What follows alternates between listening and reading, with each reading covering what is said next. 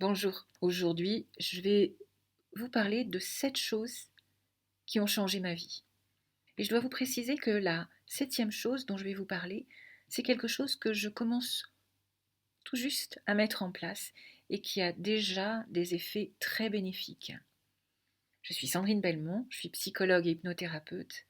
Et pour ceux qui me suivent régulièrement, eh bien, vous savez alors que je vous parle souvent de la perte de poids. Une des premières choses dont je voulais vous parler et qui a changé ma vie, c'est de supprimer le pain, les féculents et le chocolat. En effet, j'étais une mangeuse de pain, comme on dit.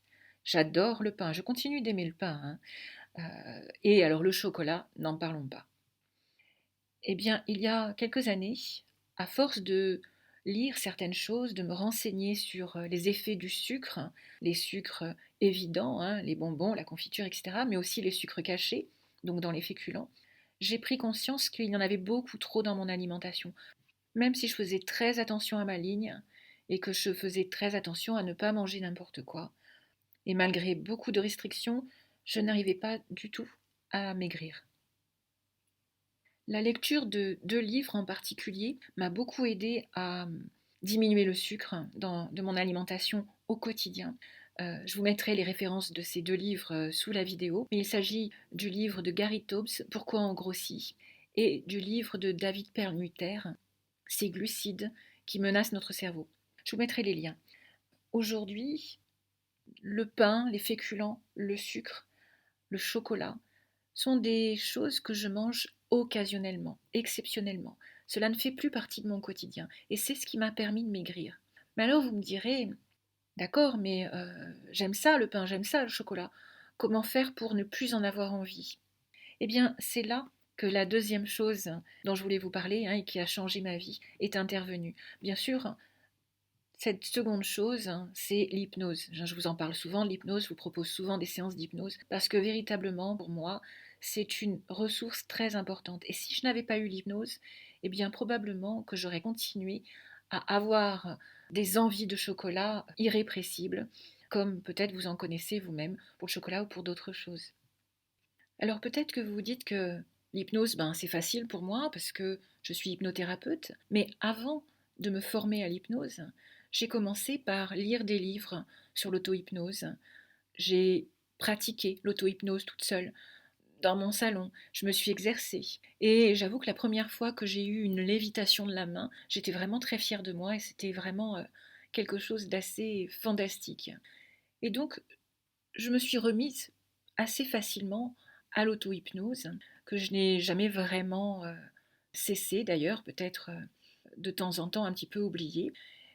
Et puis finalement, quand je me suis rendu compte que je prenais du poids, que j'avais du mal à me passer de chocolat, de féculents, de pain, etc., eh bien, j'ai utilisé l'hypnose, j'ai utilisé l'auto-hypnose et utilisé les méthodes que j'utilisais avec mes patients pour les faire maigrir tout simplement sur moi.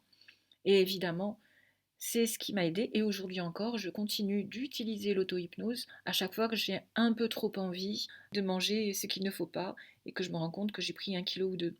Donc vraiment, la pratique de l'hypnose, de l'auto-hypnose est quelque chose qui a beaucoup changé ma vie et qui permet vraiment d'atteindre ses objectifs quels qu'ils soient. Que ce soit des objectifs de perte de poids, mais aussi tout ce que vous pouvez avoir envie de réaliser pour vous-même. La troisième chose que je voulais partager avec vous et qui a vraiment changé mon fonctionnement, changé ma vie, c'est de m'absorber dans des contenus, des lectures, des vidéos ou toutes sortes d'informations qui vont être complètement positives, plutôt que de rester centré sur ce qui ne va pas ou comment les choses ne fonctionnent pas bien pour les autres, est-ce que je suis comme les autres, etc. Finalement, je me suis tournée vers les réussites des autres. Je me suis informée, j'ai écouté des témoignages, j'ai lu des choses sur les personnes qui réussissent à maigrir, les personnes qui réussissent dans leur objectif pour avancer professionnellement, les personnes qui réussissent et qui sont moteurs finalement dans leur domaine. Cela m'a permis finalement d'apprendre de personnes qui peuvent être inspirantes pour moi, sans tomber dans une envie quelconque, hein, mais ça permet aussi de focaliser son esprit sur les objectifs, sur le positif, plutôt que sur l'échec, plutôt que sur des croyances négatives d'échec.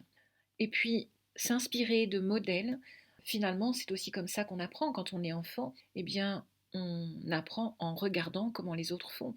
Et je pense que c'est quelque chose qu'on continue à faire plus ou moins en tant qu'adulte.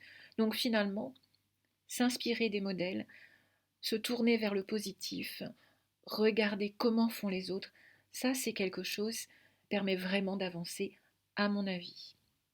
Ensuite, la quatrième chose qui me paraît importante, c'est vraiment de cesser de vouloir d'être parfait. Je pense que c'est des choses qu'on entend, dont on parle beaucoup dans les problèmes de développement personnel, mais il faut absolument laisser tomber l'idée d'être parfait parce que finalement on n'ose pas, on s'empêche de faire. Si on a dans l'idée que ça ne va pas être parfait, qu'on va être critiqué, eh bien évidemment on s'empêche de faire, on s'empêche d'aller de l'avant. Et c'est dommage. Finalement, aujourd'hui, je me lance, même si je sais que ça ne va pas être génial, mais je vais m'améliorer au fur et à mesure. Et c'est justement parce que j'ose me lancer et que j'ose faire que je peux m'améliorer. Si je ne fais pas, je ne peux pas m'améliorer, je reste dans l'échec et il ne se passe rien. Et cela permet vraiment un lâcher-prise de façon à ne pas être bloqué par la peur de l'échec. Donc j'ai vraiment envie de vous dire, lancez-vous, tant pis si ce n'est pas parfait, vous vous corrigerez, vous vous améliorerez, mais c'est la seule façon d'avancer et de progresser. La cinquième chose dont je voulais vous parler, c'est le sport. Alors, tout le monde sait que le sport, c'est bon pour la santé. Les études qui ont été réalisées sur l'effet du sport sur notre cerveau montrent qu'une pratique régulière du sport améliore la mémoire, la capacité de raisonnement et l'attention grâce à une amélioration de la vascularisation du cerveau. Différentes recherches montrent aussi que les personnes qui pratiquent du sport régulièrement sont moins anxieuses et moins déprimées. Alors quand je vous dis que le sport a changé ma vie, c'est plus ou moins vrai, c'est-à-dire que j'ai eu des périodes dans ma vie où je faisais beaucoup de sport et puis d'autres période où j'en faisais un peu moins. Autrefois, je faisais de la course à pied et puis je me suis blessée et j'ai dû cesser de faire de la course à pied. Je me suis mise à faire de la marche rapide, par exemple, que je continue d'ailleurs et que j'apprécie beaucoup. Mais finalement, quel type de sport on peut pratiquer et quelle est l'idée? C'est pas de faire du sport intensif, mais le sport qui va avoir vraiment un effet bénéfique sur votre corps et sur votre esprit, ce sont des activités avec des efforts continus et de longue durée, ou alors des entraînements à intervalles. Et c'est ça dont je veux vous parler précisément, c'est l'entraînement à intervalles. Je voudrais vous parler du HIIT. Voilà, ça, c'est vraiment quelque chose qui m'a permis à la fois de perdre du poids et en même temps de me sentir vraiment beaucoup mieux dans mon esprit et dans mon corps. Qu'est-ce que c'est que le HIIT? Eh bien, c'est donc un entraînement à intervalles. C'est High Intensity Interval Training, excusez-moi pour l'accent. Des entraînements par intervalles à haute intensité. Cet entraînement se compose de phases d'accélération et de décélération. L'entraînement ne dure pas longtemps, de 15 minutes à 30 minutes, on n'a pas besoin d'en faire pendant une heure, surtout pas. Il y a une montée du rythme cardiaque pendant 30 secondes et puis une phase de récupération pendant 30 secondes. Avec une alternance comme ça de ces deux phases pendant un quart d'heure, 20 minutes ou un petit peu plus. Ce type d'entraînement peut se faire n'importe où, chez vous, et quelle que soit votre forme physique. Attention quand même aux fragilités cardiaques, là c'est déconseillé. Mais vous pouvez adapter l'entraînement intensif à votre niveau. Et ce sont, chez vous par exemple, des mouvements au poids du corps. L'avantage de ce type d'entraînement est que cela booste la dépense énergétique et vraiment ça accélère le métabolisme. Donc bien sûr, perte de poids et puis vraiment les bonnes endorphines dans le cerveau. Donc voilà, le HIIT présente l'avantage d'être efficace, mais en plus de pouvoir se pratiquer en un quart d'heure, 20 minutes, 2 à 3 fois par semaine, ce qui prend beaucoup moins de temps et qui est plus facile à mettre en œuvre. Et puis, tout à l'heure, je vous disais qu'il y avait une chose que je voulais partager avec vous et qui était en train de changer ma vie, c'est-à-dire que je commence à mettre en place. Et cette chose, c'est la pratique de la pleine conscience.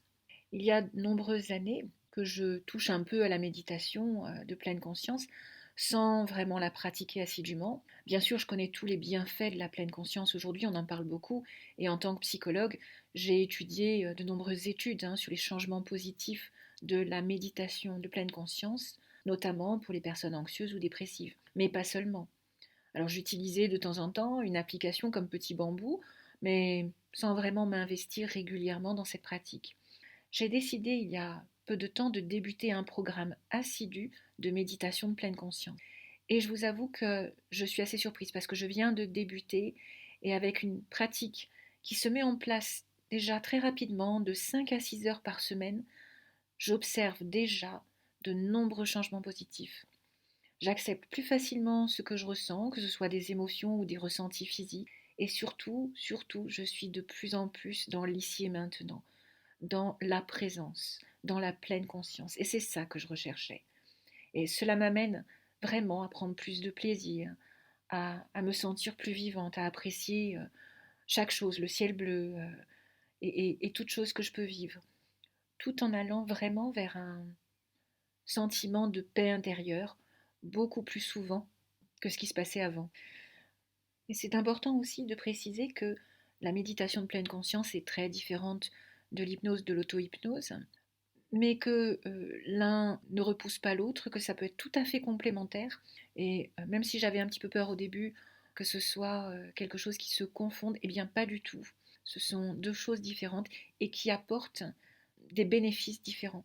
Voilà, alors je pense que tous ces outils dont je viens de vous parler, toutes ces techniques, ces méthodes, finalement, sont des outils de prévention. Donc je vous invite vraiment sur votre alimentation, sur votre forme physique, sur vos émotions, parce que tout cela forme un tout, et que le corps ne peut pas aller bien sans l'esprit, et l'esprit ne peut pas aller bien sans le corps. N'hésitez pas à me faire part de vos pratiques à vous, qu'est-ce qui a pu changer votre vie de façon bénéfique, et puis je vous retrouve la semaine suivante pour une nouvelle vidéo.